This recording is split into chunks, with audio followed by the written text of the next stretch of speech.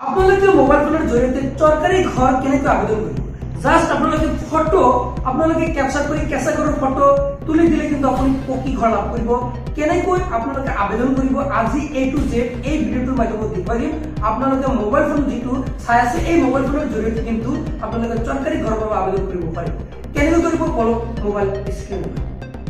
Dear viewers আপোনালোকে চৰকাৰী ঘৰ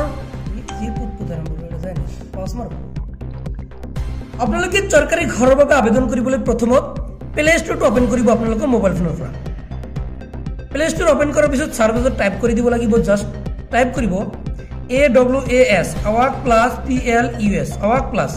এখানে লিখিলে চাব 2024 নাইবা awak plus survey app 2024 just এখানে লিখি সার্চ কৰি দিব সাৰ্চ কৰাৰ পিছত ইয়াতে চাওক awak plus 2024 আহিছে ওপৰত যেটো আহিব এটো আপোনালোকে জাস্ট ইনষ্টল কৰিব প্ৰথমত ইনষ্টল কৰি লব অলপ সময় ওয়েট কৰিব এটো ডাউনলোডিং হৈ আছে তাৰ পিছত ইনষ্টল কমপ্লিট হোৱাৰ পিছত আপুনি ওপেন কৰিব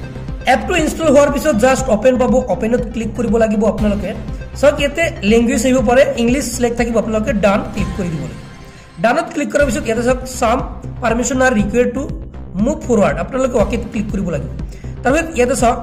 while using the app আপোনালোকে ইয়াতে এলো ক্লিক কৰিব while using the app ইয়াতে আপোনালোকে এলো ক্লিক কৰিব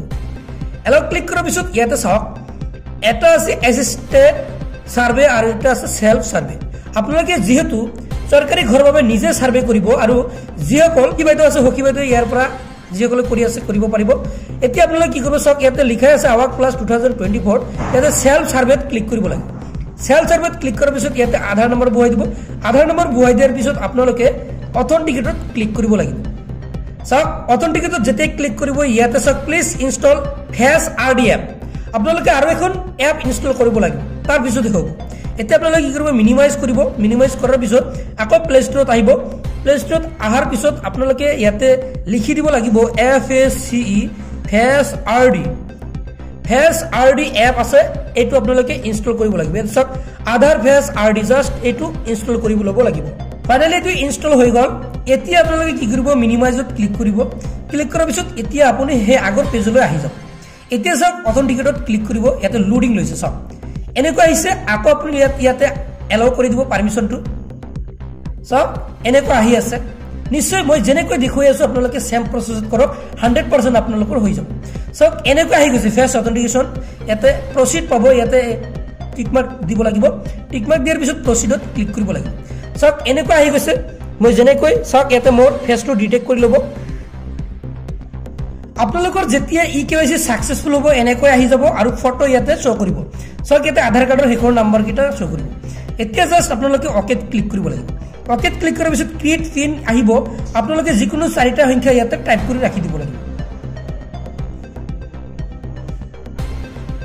দুবাৰ আপোনালোকে যেটো ওপৰত টাইপ কৰিব আৰু আপোনালোকে চাৰিটা সেম নাম্বাৰ ৰাখিব ৰাখাৰ পিছত ক্ৰিয়েট পিন পাব ক্ৰিয়েট পিনত ক্লিক কৰিব লাগিব ক্লিক কৰাৰ পিছত ইয়াতে চাওক এতিয়া এন্টাৰ পিন আপুনি যেটো পিন ৰাখিছে হে পিনটো বুৱাই দিব লাগিব পিনটো দিয়াৰ পিছত লগইনত ক্লিক কৰি দিও ক্লিক কৰি দিয়াৰ পিছত এনেকৈ আহি গৈছে চাওক সিলেক্ট ষ্টেট ইয়াৰ পৰা আসাম সিলেক্ট কৰি দিব লাগিব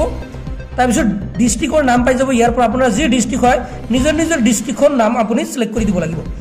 তাৰ পিছত ব্লকৰ নাম পাই যাব ব্লকৰ নাম সিলেক্ট কৰি দিব লাগিব সিলেক্ট পঞ্চায়ত ইয়াৰ পৰা আপোনাৰ যে পঞ্চায়ত হয় পঞ্চায়তৰ নাম সিলেক্ট কৰিব লাগিব তাৰ পিছত আপোনাৰ যে ভিলেজ হয় আপোনাৰ এতিয়া আপুনি যি ভিলেজত বাস কৰি আছে আপোনাৰ ঘৰটো আছে জাস্ট হে ভিলেজৰ নাম সিলেক্ট কৰিব প্ৰসিড পাব প্ৰসিড অপচনত ক্লিক কৰিব লাগিব এতিয়া সক ইনফৰমেশন দিছে ইয়াতে survey not allowed in your state district এতিয়া আপোনালোকে কি কৰিব লাগিব অলপ সময় ওয়েট কৰিব লাগিব ইয়াতে ডাইৰেক্টলি আপোনালোকৰ পেজ খুল খাই যাব এনেকে ক্লিক কৰাৰ পিছত প্ৰসিডত ক্লিক কৰাৰ পিছত আপোনালোকৰ পেজ খুল খাই যাব খুল খাই যোৱাৰ পিছত আপোনালোকে দুটা ষ্টেপ ফলো কৰিব লাগিব এটা হল আপোনালোকৰ ঘৰৰ ফটো আৰু ফ্যামিলি মেম্বাৰ কিমানজন আছে হেই সমূহ এড কৰিব লাগিব এড কৰাৰ পিছত সাবমিট পাব আৰু সাবমিটত ক্লিক কৰিব ক্লিক কৰাৰ পিছত আপোনাৰ জিঅ টেকিং হৈ যাব নিশ্চয় জানিব পাৰিলে কেনেকৈ চৰকাৰী ঘৰৰ বাবে আবেদন কৰিব লাগে আপোনালোকৰ হাতত থকা মোবাইল ফোনৰ জৰিয়তে কিন্তু আবেদন কৰিব পাৰিব যদি ভিডিওটো ভাল লাগিছে তেনেহলে ভিডিওটো বেছি বেছিকৈ শেয়াৰ কৰিব আৰু এনেকুৱা ধৰণৰ নিত্য ভিডিও পাইবলৈ চেনেলটো সাবস্ক্ৰাইব কৰক যদি ফেসবুকত চাই আছে পেজটো ফলো কৰক আজিলৈ মানে ধন্যবাদ।